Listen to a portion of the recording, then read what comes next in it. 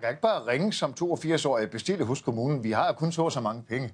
Jamen, så må vi have nogle flere. Altså, hovedformålet må jo være, at ude i kommunerne, der får den ældre den pleje og omsorg, som den ældre har behov for. Man kan ikke bare ringe som 82-årig og bestille hos kommunen. Vi har kun så mange penge.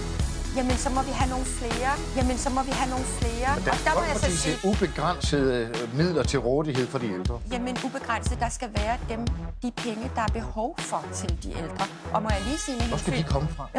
Må jeg lige sige til hensyn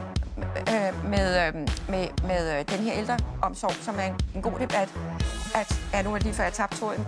Hovedformålet må jo være, at ude i kommunerne, der får den ældre den pleje og omsorg, som den ældre har behov for, og som er tryg ved og glad ved. Er det rigtigt? Skal vi ikke have den pleje og omsorg, som vi har råd til?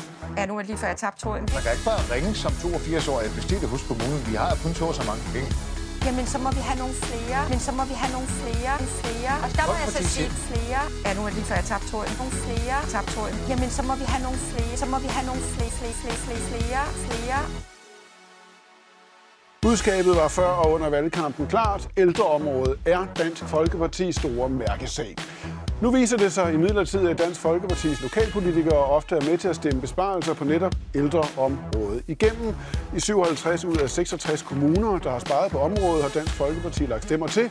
Det viser en undersøgelse lavet af Politikken, og senest har Dansk Folkeparti været med til at stemme en kommuneaftale med KL igennem, der blandt andet dropper øremærkningen af den milliard, der under SR-regeringen var prioriteret til de ældre. Jamen, så må vi have nogle flere.